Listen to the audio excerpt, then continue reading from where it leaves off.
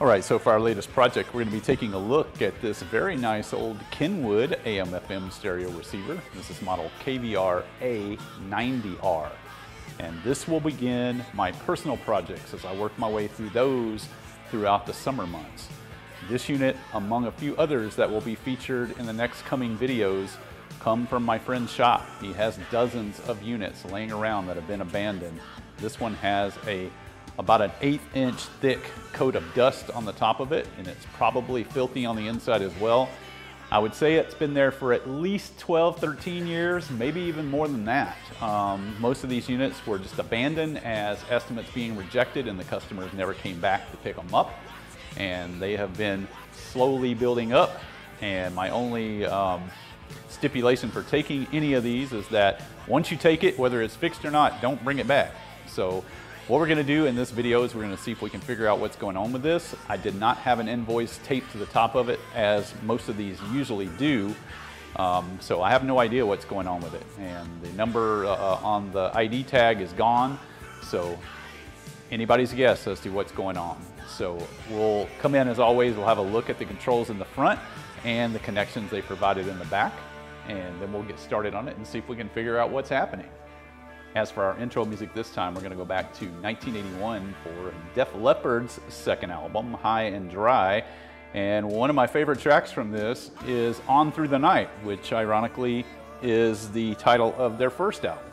So let's check out a little bit of this and then we'll get started on the Kenwood.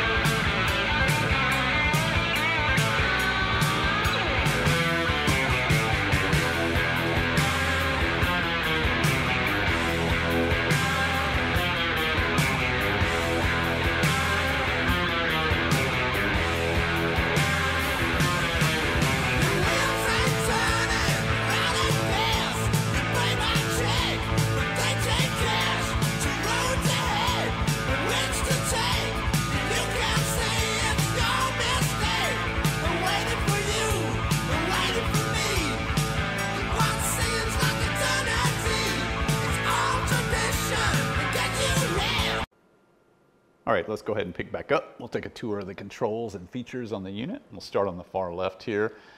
You've got two power switches here. One's a latching hard power switch for main power, and then one for remote power.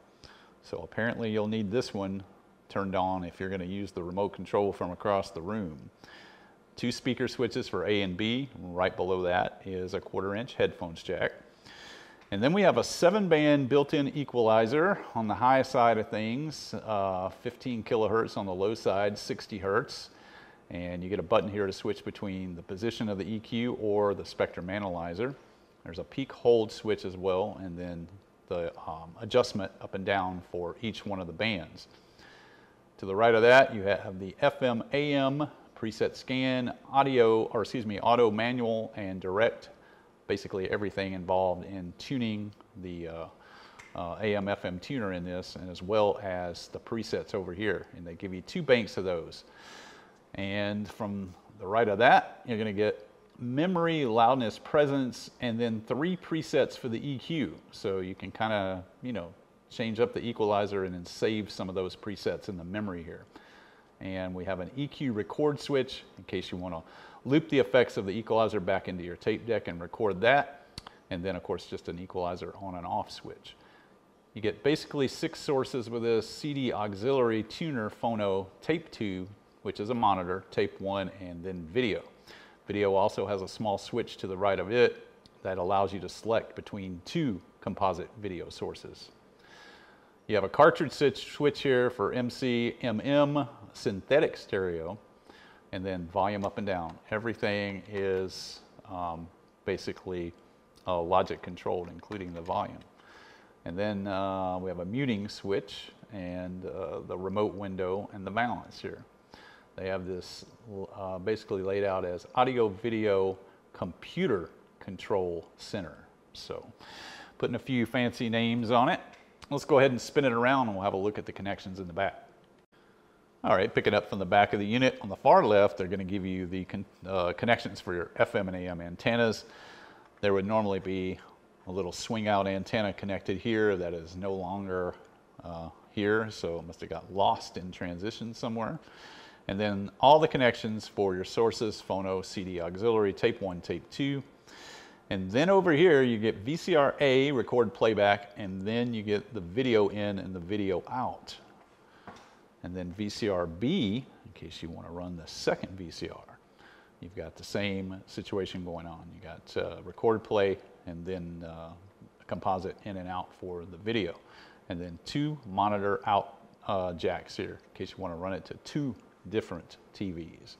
Synchro control, we have a cassette DIN connection here, a CD connection, and then something that says player. I'm not sure if that means turntable, maybe that's what that means.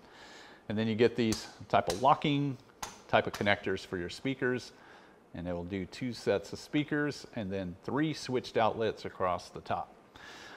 So I think the first thing probably want to do, let's go ahead and get the top off of it and take a look and make sure there isn't anything blown apart that we can see right away. And if everything looks good, we might just go ahead and fire it up on the Variac and see if it's drawing any current or doing anything crazy. So give me a moment for that and we'll pick back up. All right, let's come back in and we'll take a tour of the inside of the unit. I got the lid off of it and didn't see a blown fuse after I got the dust off of it. Power supply laid out over here on the left side, a standby transformer there. Amplifier featuring some of our favorite output devices: Toshiba 2SA1301 and a 2SC3280. So the amp is good for about 100 watts. Don't see anything burned up. Not right off the get-go anyway. Rest of the board's laid off to the side here, stretched out that direction. Tuner, some tone control, I guess, preamp. And then there's a board in the back right there as well. So I don't know. I mean, I think the first thing I want to do with this is blow it out with a compressor so I can really get a good look at everything. So let me do that, and then we'll hook it up. Fuse ain't blown, so if there was a short in the amp, I would think we'd have a blown fuse. So let me go ahead and get a compressor involved here and get as much of this dust out of it as we can so we can get a better look at things. And I'll pick back up with you. All right, let's go ahead and pick back up. We'll take a look after got it blown out with the compressor. I was pretty impressed at how easily all the dust blew out of this, or most of it anyway. It's still a little dirty, but most all that surface dust blew right out of it without any trouble. Started wiping on it with a rag. The face of this cleaned up really nice. There's very few scratches. And even on the front glass there, it's nice and clean. A couple areas though I want to take a look at now that the dust is out of it. Got some of that infamous brown glue from back in the day starting to corrode a few things here. A couple of jumper lines and a Zener diode there. Could be a signal diode, but it's probably a Zener. And then over to the left, We got another diode and a resistor. It's kind of in the same shape. They're not corroded all the way through though, so it's probably good enough for us to try it. Wipe the caps off. They are vented a little bit. Again, not bad enough to where we shouldn't be able to fire it up and see what it'll do. So I think that's what I'm going to do. I'm going to plug it in and we'll see what we get. I'll bring you back and let you know, good, bad, or ugly, what I find out. So give me a second for that. All right, let's go ahead and pick back up. I'll show you what I discovered here. Went ahead and plugged it into the Variac over there. Turned it on, did not get any excessive current, and heard the relay from the amplifier kick in. But at first, I didn't have a display. Let's turn it on now. It is working.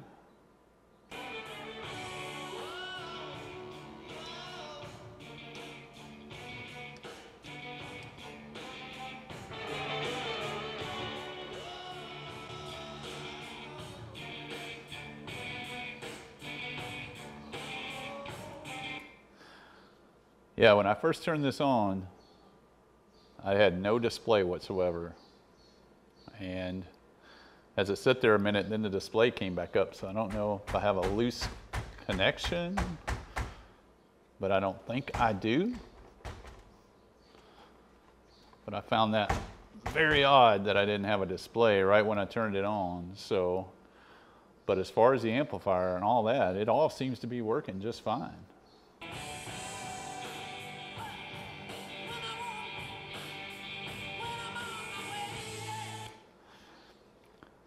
I'm going to turn this off. I'm going to leave it off for a bit, and then I'll pick back up with you, and we'll see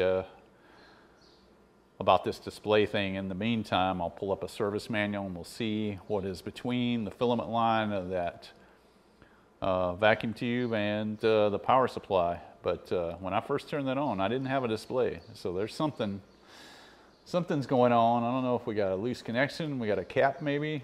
There's something going on though. So let's let that sit for a few minutes, and I'll pull up a service manual, and then we'll see if we got something in that circuit that could be failing for the display, and I'll bring you back. All right, let's go ahead and pick back up. Fast forward down the road about a week since I left off on the video. At that time, I was just kind of let it sit and see if we could reduplicate the no display issue. Turned it on after a few days. I still had the display there. So I started poking around a little bit. In particular, looking, first of all, I pulled up a service manual for this. There's absolutely nothing between the heater filament line of this and the power supply. It's a straight shot back to the transformer.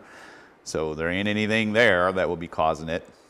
But I did look at this area right here and actually started to scraping away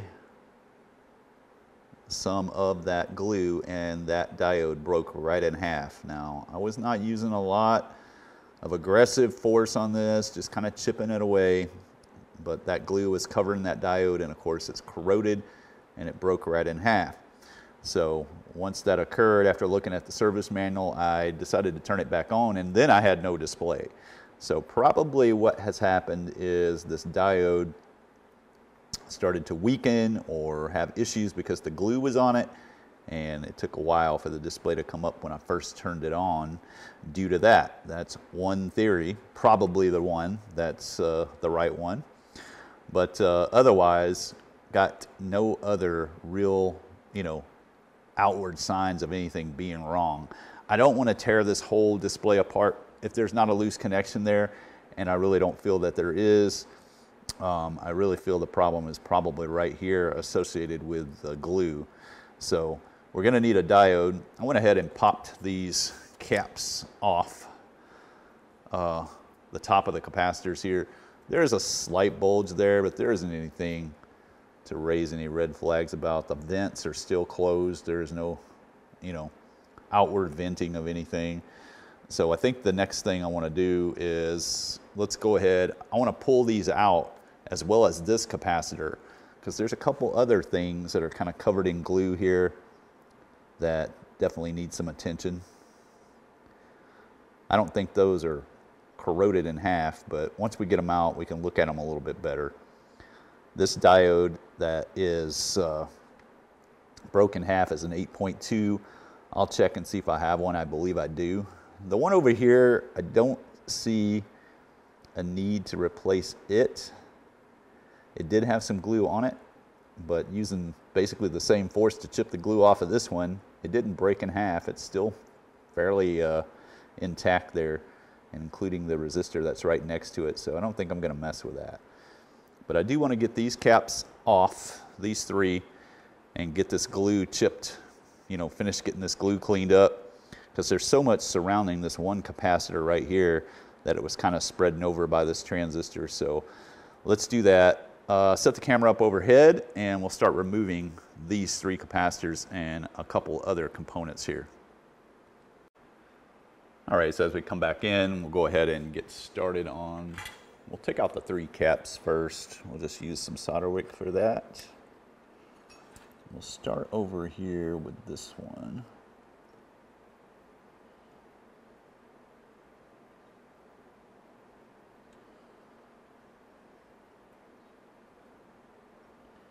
Overall, from what I'm seeing here, there's not a ton of cold solder joints. There is a few areas, though, that could use some attention, which we will get to. But for now, let's get these out of the way.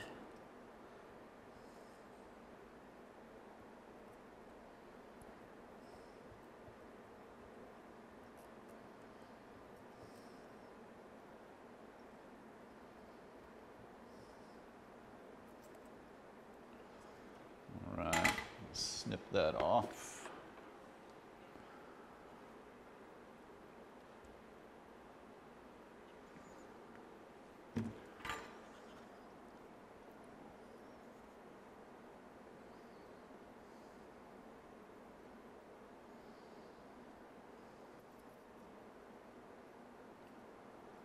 Got a little background noise here. I've got the air going in my garage. It's about 90 degrees here today, and it's not even noon yet. So, pretty hot day in the Midwest.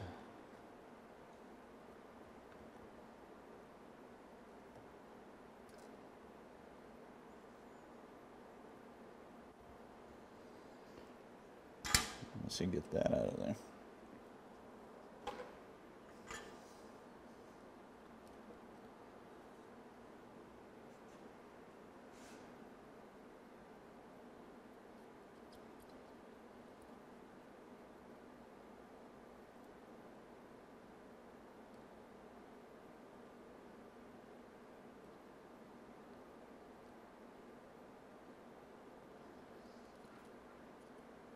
Sometimes I miss my desoldering station. When I had my shop, I had a Denon Instruments, not Denon Audio, but Denon Instruments, self-contained gun type desoldering tool. I don't miss it when I have to replace the cartridge and replace the tip. No matter how meticulously you try to keep the tip cleaned, it would always clog and eventually get to the point where you could not unclog it and you'd have to get a new tip. Back in those days, I want to say they were 35, 40 bucks for a tip for that thing. So they were absolutely awesome when you had to remove an IC. But for something like this, I got to the point where I wouldn't even use it. It just cost too much to have to replace the tip. So it was kind of reserved for ICs and, you know, much smaller duty things versus bulk solder like you find around these caps.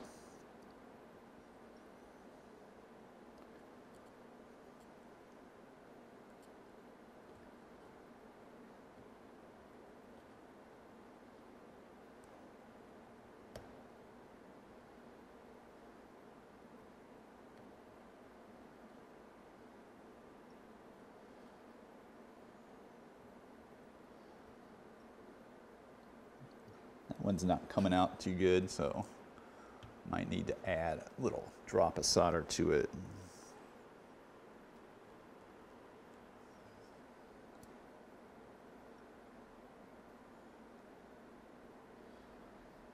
There we go.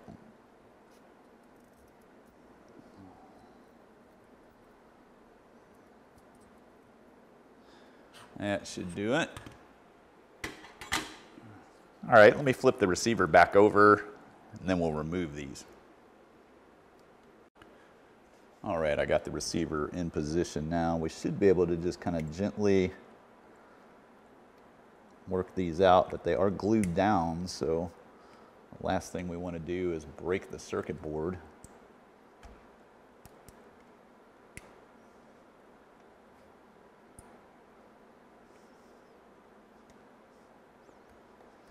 Let's try this one. This one should come out. There we go. And you can see they caked that glue all the way around it. I'm not sure if the idea back in the day was to keep the capacitor from moving. They must have thought that during shipping there could have been an issue. I can't see any particular other reasoning for it, honestly.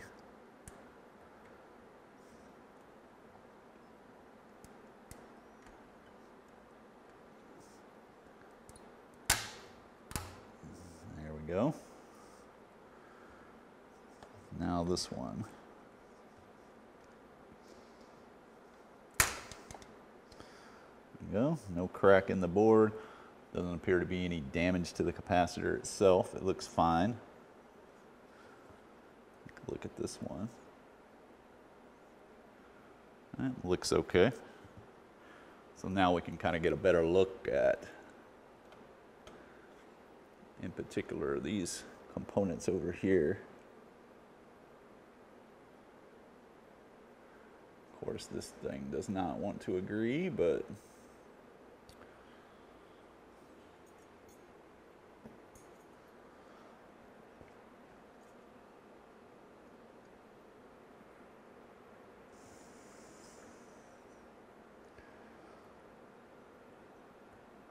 yeah, I don't want to start messing around with this. I think we'll go ahead and take that out as well. We definitely need to take out the diode D22. So let me go ahead and find one for the broken one here, D22, 8.3 volt Zener. I'll cross that to NTE. I probably do have one in stock. And then I'll probably go ahead and just remove these two resistors so we can look at that. And I won't bore you with removing the glue. Basically just going to kind of get it softened up a little bit and see if I can get quite a bit of it removed, especially around this capacitor right here where this goes. There's an awful lot of overspill into these areas that I want to kind of get wiped up. So I'll work on that a little bit and find us a replacement diode, and then we'll pick back up. All right, let's go ahead and pick back up, and I'll show you the progress I've made on the unit here. Basically, just kind of scraped up all of that glue, went ahead and replaced a couple of jumper wires, one here and one on this side. That glue had covered up and pretty much encased. Also went ahead and replaced the two resistors right here. Basically, not sure how well the camera will pick this up.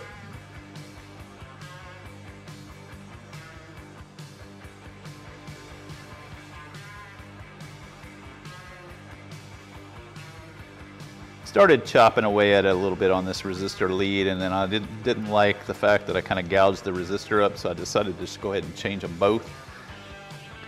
As for this cap here, I'm sure the cap would probably be fine,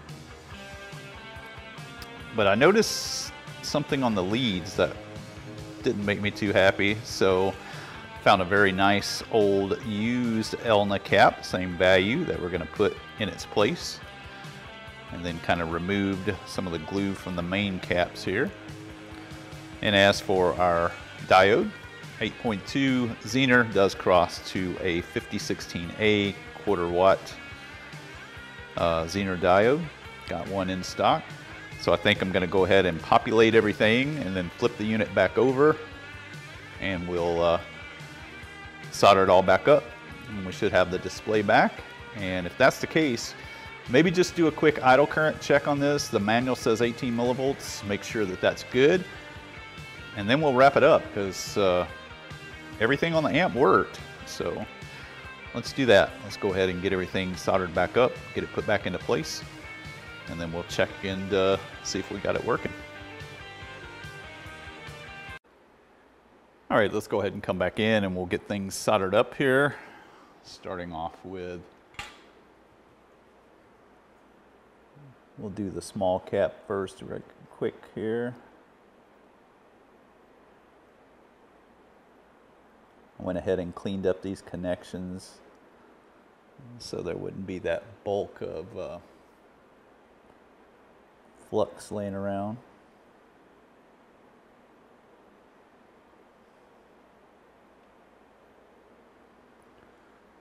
We'll snip those off.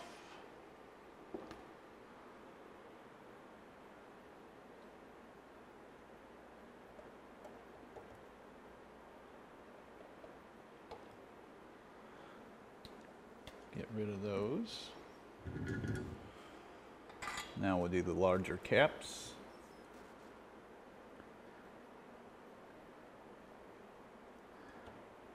And it wants to fall right out through the bottom of the board. So let's, and perhaps that was the idea for the glue. Is to hold the cap into place while they're installing it maybe.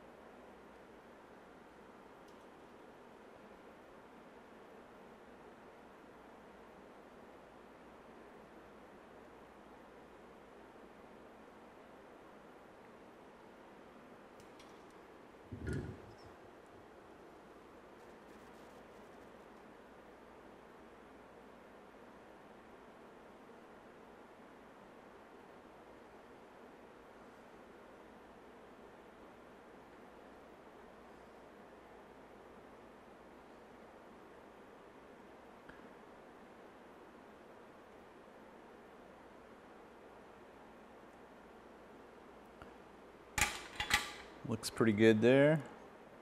I went ahead and touched up a few of the connections, basically around some of these larger power transistors. Otherwise, there wasn't a ton of cold solder joints here, but it needed a little bit of assistance.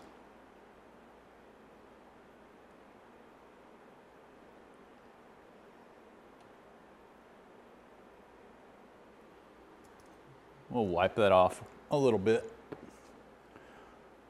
This is always an optional step. It'll work just fine with the flux on there, but I still do it. I still clean it off.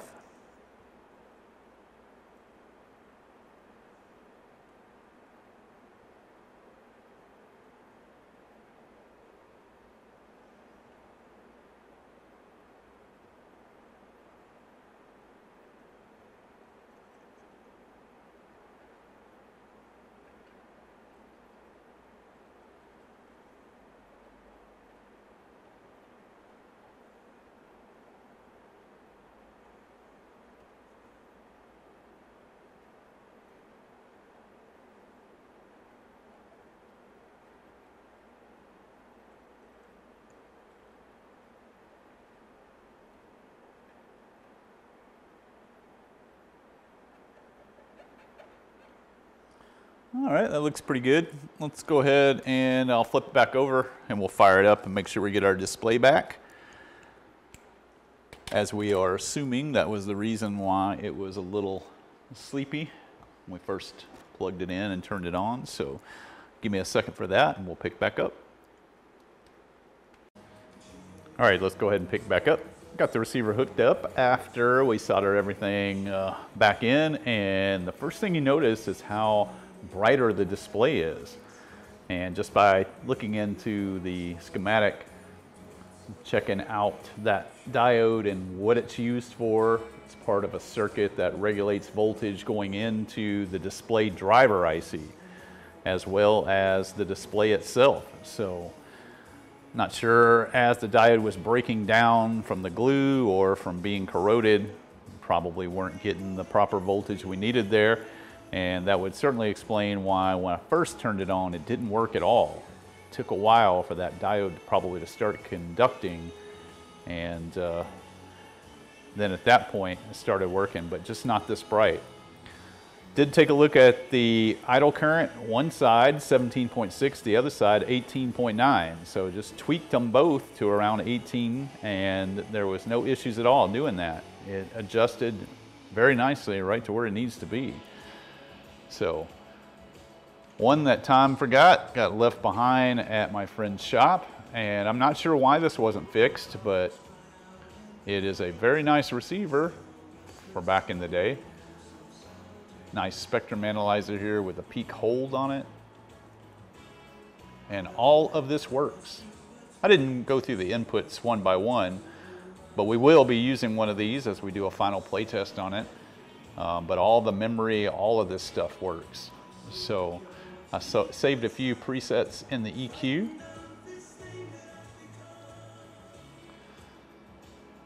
And even a few presets in the tuning for the tuner.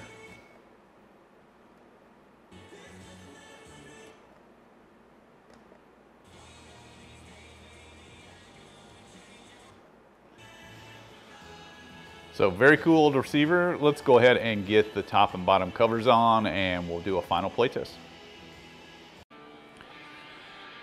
All right, so as we pick up one last time, having a look at this very nice old Kenwood KVR-A90R. I want to thank you guys as always. Appreciate you checking out the video this time, as well as all the videos on the channel. And if you happen to have one of these and you have a display issue, in particular a dead display, you might want to take a look around the area of D22. That was definitely what was causing it with this one, I'm pretty sure of. But this one, I'm not sure why it got left behind, but you know, could have been a situation where the customer just refused the estimate, or it could have been one of those days where somebody just brought it in, threw it on the counter and said, you know what, it's your receiver, you can do whatever you want with it. But either way, I'm glad we were able to save it. It's a very nice receiver, and it's in really good cosmetic shape. So on our way out of this one, we are going to check out another track from this High and Dry record. And one of my favorite ones from this is Mirror Mirror. So let's check out a little bit of this on our way out. And we're going to bump this thing up. This receiver is definitely not light on power.